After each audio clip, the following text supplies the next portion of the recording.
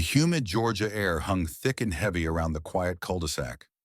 Inside the two-story beige house at number 14 Willow Creek, Sarah Johnson hummed along to Erica Badu as she stirred a pot of gumbo. It was a Sunday, her day to relax, experiment in the kitchen, and mentally prepare for another week as a social worker navigating the labyrinthine world of Child Protective Services. The knock rattled her, cutting through the smooth neo-soul groove. Not a polite rap, but an insistent, demanding pounding. Frowning, she wiped her hands on her apron and peeked through the peephole. 4 uniformed officers stood on her porch, their faces grim and unreadable. "Who is it?" she called out, her voice tight with a sudden, inexplicable anxiety. "Police! Open up!" The voice was clipped, authoritative. Sarah hesitated. Her husband David was at a conference in Atlanta. She was alone. "What do you want?" "We have a warrant." "Open the door, ma'am." A warrant? Her mind raced. For what? She hadn't done anything wrong. "Can I see it?" There was a brief silence, then the same gruff voice. "Open the door, and we'll show it to you. Don't make this difficult." Sarah's heart hammered against her ribs. She knew her rights, but she also knew the power these men held. With a trembling hand, she unlocked the deadbolt and swung the door inward. The officers surged into the house, their movements quick and practiced. The lead officer, a burly man with a shaved head and steely eyes, flashed a badge. "Police Department, we have a warrant to search this premises for illegal narcotics and related paraphernalia." Sarah stared at him, dumbfounded. "Narcotics? What are you talking about? There are no drugs here." "We'll be the judge of that," another officer said, his tone dismissive. He was already moving past her, heading deeper into the house. The next hour was a blur of controlled chaos. The officers systematically ransacked her home. They overturned furniture, pulled books from shelves, emptied drawers onto the floor. They rifled through her personal belongings, tossing aside photo albums and family heirlooms with casual indifference. "This is ridiculous," Sarah protested, her voice rising in desperation. "You can't just come in here and tear my house apart. Show me the warrant." The lead officer finally produced a crumpled piece of paper. Sarah snatched it from his hand, her eyes scanning the document. The address was listed as 14 Willow Creek. But something was off. The name on the warrant wasn't hers or David's. It was Rodriguez. "This is a mistake," she exclaimed, pointing to the name. "This isn't my name. You have the wrong house." The officer glanced at the warrant, a flicker of something, uncertainty, crossing his face, but he quickly recovered. "We have probable cause to believe there are narcotics on these premises. The search will continue." They moved on to the bedrooms. They ripped the mattress off the bed, emptying out the drawers in the dresser. Sarah watched in helpless fury as they rummaged through her underwear, her jewelry, her most personal possessions. The officer who had been tasked to search the master bedroom called to his colleagues. "I've got a strong stench of cannabis." The lead officer then signaled for them to put a handcuff on Sarah. "You're under arrest," he barked loudly and aggressively, pulling her hands back ready to put the cuff. Sarah started crying, her nose reddened, with tears streaking down her black, smooth face. "No, no, please, there are no drugs here. I swear." One of the female officers led her to sit on a chair. After she took down her address on the search warning again to make double sure, she suddenly stopped. "Wait, this is Police Commissar David's house." "Oh no, we messed up badly." She informed the team lead right away about the information and who Sarah's husband was, and why there must have been a great big miscommunication on addresses. The officer went straight into his heart, knowing and fearing for his life. "Oh God, I hope the commissar doesn't show up soon." They hurried with their search, hoping not to escalate the issue even further and leaving every item lying around. Some were scattered across the floor. They wanted to pack their bags right now, just to say they couldn't find anything related to narcotics so that they can quickly and immediately get away before the arrival of Police Commissar. Their hearts were beating faster than a jaguar getting ready to hunt down its prey, adrenaline gushing faster like waterfalls. As though, their silent wish granted, they ended up finding nothing related to drug substances, as indicated on their so-called probable cause. Sarah sniffed heavily. "Am I free to go now, officer?" The lead officer stuttered, still in great worry and fear for his action now. He apologized and told her that there was all big misunderstanding. "You know my husband is David Johnson?" Sarah angrily quizzed, raising a brow. He apologized and tried explaining about the wrong lead that was sent out. The tension in the house was almost palpable. The air crackled with unspoken accusations, simmering anger, and the gnawing dread of what was to come. Then the sound ripped through the silence. A car pulling into the driveway. A black SUV idled outside, the door flung open, and a tall, imposing figure stepped out. David Johnson. His face, usually etched with calm authority, was now a mask of barely suppressed fury. He took in the scene with one sweeping glance. The overturned furniture, the scattered belongings, his wife's tear-streaked face. The officers, suddenly shrinking in stature, stood awkwardly, their bravado gone. David walked into the house, his movements deliberate and measured. He stopped in front of his wife, cupping her face in his hands. "Sarah, what happened here?" His voice was low, dangerous. Sarah clung to him, burying her face in his chest. They searched the house. They said they had a warrant for drugs. They tore everything apart." David turned his gaze to the lead officer, his eyes like chips of flint. "And you are—" "Officer Miller," the man stammered. "We had a warrant, sir. We received information." David cut him off with a raised hand. "A warrant? For my house? Do you know who I am, officer?" The officer visibly gulped. We know, sir. There was a mistake. A mix-up with the address." "A mistake?" David's voice dripped with disdain. "You barge into my home, terrorize my wife, ransack her belongings, and you call it a mistake?" He pointed and showed her wife's address ID and all the house title. His wife then spoke out very angrily, telling David on the need for her respect. He pulled and showed the it out from his trousers while yelling in anger.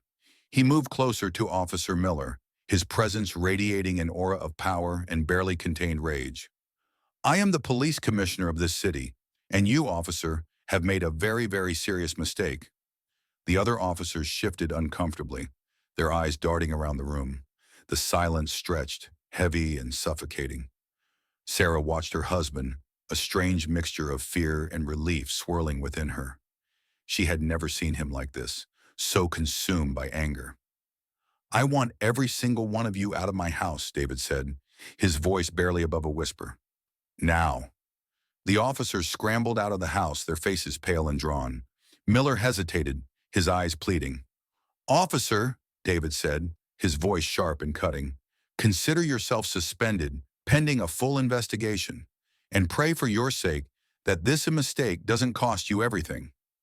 As David said this, pointing fingers directly towards Miller's face, with one last glance at David and Sarah, Officer Miller turned and hurried out the door, joining his colleagues in the driveway.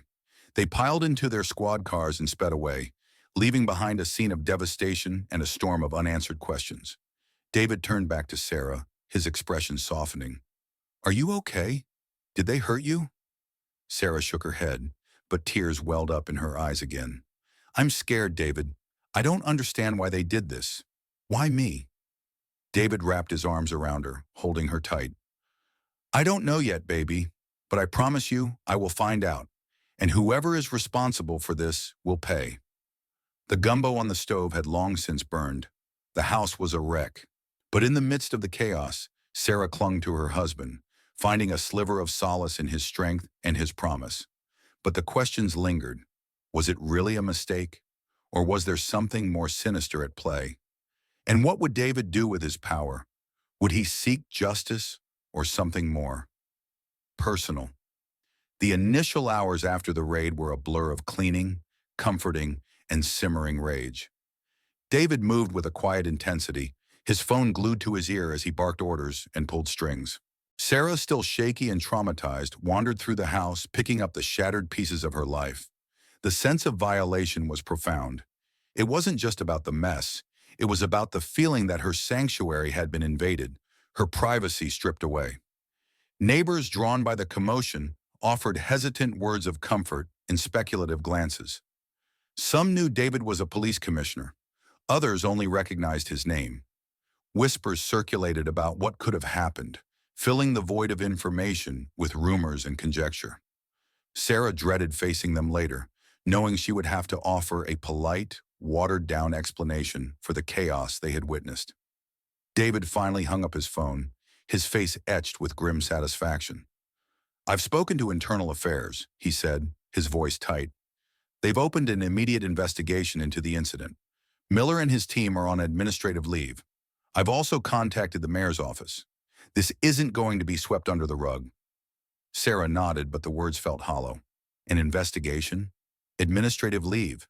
It didn't seem enough. It wouldn't erase the images of the officers pawing through her belongings, their dismissive gazes, the fear she had felt being held at gunpoint with a handcuff getting ready to lock her. "David," she said, her voice trembling. "Why?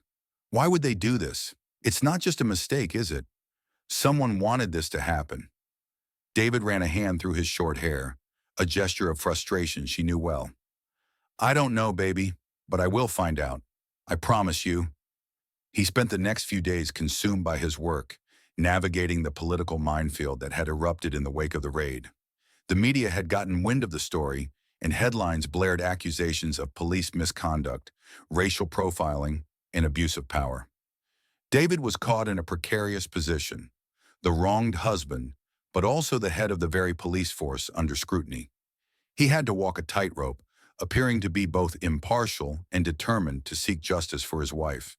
The internal investigation churned forward, uncovering inconsistencies and suspicious gaps in the officer's initial report. The reliable tip they had supposedly received about drug activity at 14 Willow Creek seemed to have originated from an anonymous phone call with no traceable source. The warrant itself, while technically valid, had been hastily obtained, relying on flimsy evidence. As the investigation deepened, a pattern began to emerge. Several months prior, the Rodriguez family, the name listed on the original warrant, had lived 2 blocks away, at 18 Oak Street. They had been the target of a previous, unsuccessful drug raid and were known to be associated with a local gang. It appeared that the officers had mixed up the addresses, but the question remained, was it an honest mistake or a deliberate act of sabotage? The days turned into weeks, and the initial outrage began to subside, but the damage was done. Sarah found herself increasingly isolated, unable to shake the feeling that she was being watched, judged. The friendly waves and smiles from neighbors now felt strained, tinged with curiosity and unspoken questions. One afternoon while she was grocery shopping, she overheard 2 women whispering behind her. "Did you hear about the commissioner's wife? The one who got raided?" "Yeah, they said it was a mistake, but I don't know. There's always some truth to rumors, right?" Sarah's stomach clenched. She grabbed a loaf of bread and hurried to the checkout, trying to ignore the burning stares of the women. The incident also cast a shadow on her professional life. At the Child Protective Services office, she noticed a subtle shift in the way her colleagues treated her.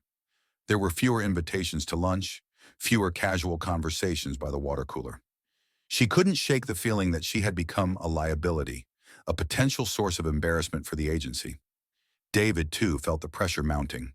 His colleagues at the police department, while outwardly supportive, eyed him with a new kind of respect. Or was it fear? He found himself constantly defending his decisions, justifying his actions, reassuring everyone that he was handling the situation fairly and impartially.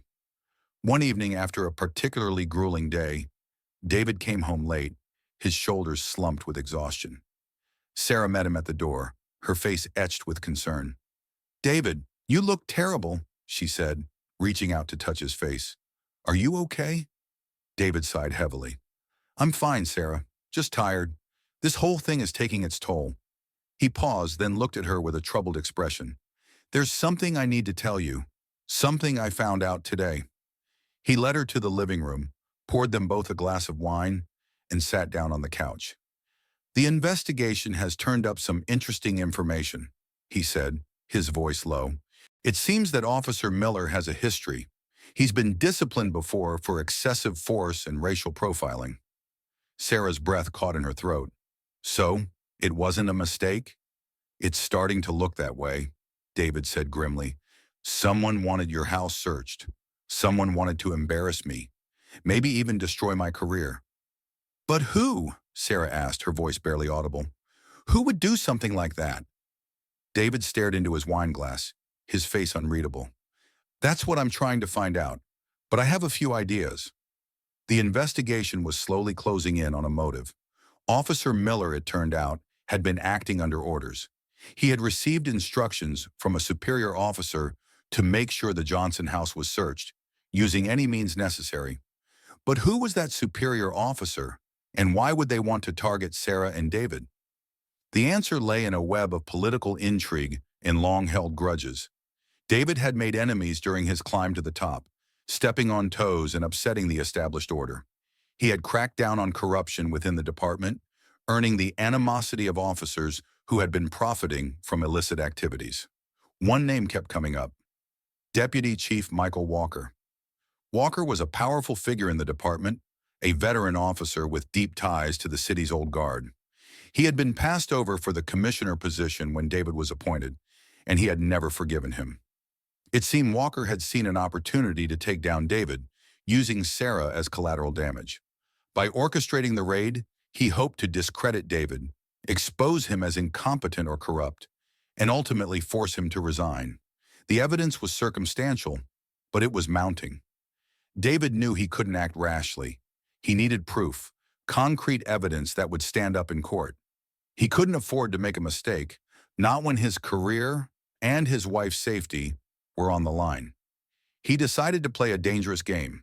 He subtly hinted to Walker that he was close to uncovering the truth, hoping to provoke him into making a mistake. He increased surveillance on Walker's activities, monitoring his phone calls, his meetings, his movements. The pressure finally broke one rainy Tuesday evening. David received a coded message from one of his informants. Walker was planning a meeting at an abandoned warehouse on the outskirts of town. David knew this was his chance. He assembled a small, trusted team and set up surveillance around the warehouse.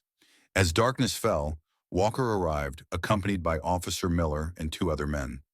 David and his team watched through binoculars as the men entered the warehouse.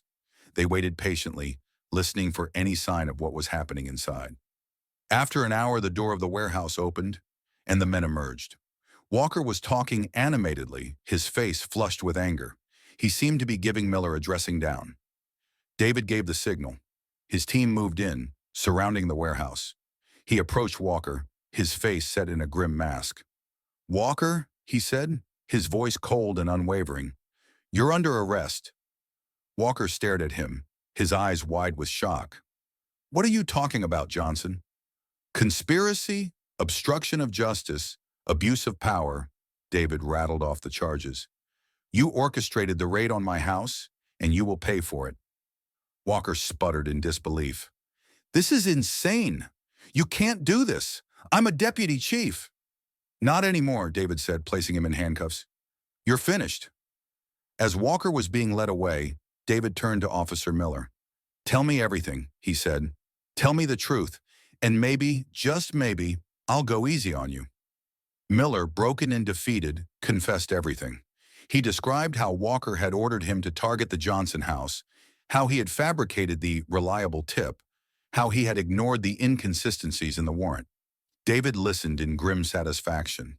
He had finally uncovered the truth. But the battle was far from over. He still had to prove Walker's guilt in court, and he knew that the old guard would fight tooth and nail to protect one of their own. The trial was a media circus. Headlines screamed accusations and counter-accusations. Walker's lawyers painted David as a vengeful husband, abusing his power to settle a personal vendetta. The prosecution, led by a determined district attorney, presented a mountain of evidence, including Miller's testimony, phone records, and financial documents. Sarah sat through the trial, a constant presence by David's side. She testified about the trauma she had endured, the humiliation and fear she had felt during the raid. Her testimony was powerful and emotional, and it resonated with the jury. In the end, Walker was found guilty on all charges. He was sentenced to a lengthy prison term, and his career was in ruins. Officer Miller, having cooperated with the prosecution, received a lighter sentence. David and Sarah finally had some measure of justice. They had exposed the corruption and abuse of power that had plagued their lives, and they had held those responsible accountable. However, the scars remained. The raid had changed them, hardening them in ways they couldn't fully comprehend. The trust they had once had in the police department, in the system itself, was irrevocably broken. They tried for justice after all, with some level of success. Sarah felt somehow relieved. "It is all done, David," Sarah said faintly after days that looked to them like it was lasting longer than they wished. As they tried leaving everything behind, moving a new house away from Willow Creek to start on a clean slate, something happened one late afternoon. Sarah received an anonymous phone that day while preparing dinner. David might soon go missing, but he is so determined. Her heart skipped faster and beats in millions second for every count. She did the right by telling David on returning. David assured nothing can make him afraid. David decided to leave again one Monday, and he left just that and never came back forever. Leaving Sarah behind forever. Whether something happened to him she could never ever ascertain was just so cold-bloodedly closed like all commissar-related files. And life moved on.